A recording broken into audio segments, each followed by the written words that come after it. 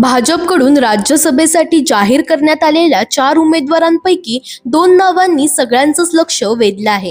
ही 2 नावं म्हणजे माया चिंतामण इवनाते आणि रामराव वडकुते. नेमके हे दोघे कोण आणि त्यांची राजकीय पार्श्वभूमी काय आहे ते पाहूया. सुरुवात करूया माया इवनाते यांच्यापासून. नागपूरच्या राजकारणात त्यांचं मजबूत स्थान आहे. त्या नागपूर महापालिकेच्या विद्यमान सदस्य असून नुकत्याच झालेल्या निवडणुकीत विजयी झाल्या आहेत.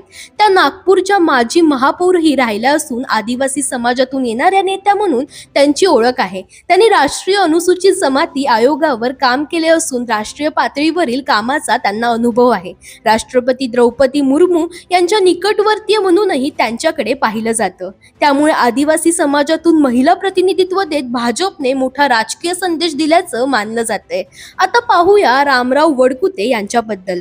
मराठवाड्यातील ज्येष्ठ नेते म्हणून त्यांची ओळख आहे. ते पूर्वी राष्ट्रवादी काँग्रेस पक्षात होते आणि त्या पक्षाच्या कोट्यातून विधान परिषदेवर आमदारही झाले होते. मात्र ऑक्टोबर 2019 मध्ये त्यांनी राष्ट्रवादीला रामराम करत भाजपमध्ये प्रवेश केला. भाजपमध्ये आल्यानंतर 2021 मध्ये त्यांची हिंगोली जिल्हाध्यक्षपदी निवड झाली. त्यांनी हिंगोली लोकसभा मतदारसंघाचे निवडणूक प्रमुख म्हणूनही जबाबदारी सांभाळली आहे. धनगर समाजाचे प्रतिनिधित्व करणारे नेते म्हणूनही त्यांची ओळख आहे. वडकुते यांनी स्वतः सांगितल्याप्रमाणे हिंदुत्वाच्या भूमिकेने आणि नरेंद्र मोदी व देवेंद्र फडणवीस यांच्या कामाच्या पद्धतीने प्रभावित होऊन त्यांनी भाजपमध्ये प्रवेश केला. कोणतीही अपेक्षा न ठेवता पक्षात काम केल्याचं ते सांगतात.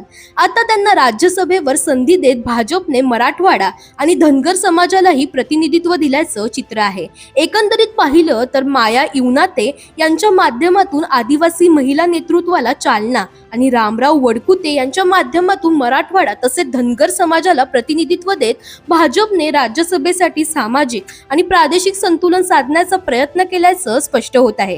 दरम्यान तुम्हालाही अशाच पॉलिटिक्स रिलेटेड अपडेट्स हव्या असतील तर इंडिया लीडरला फॉलो करायला विसरू नका.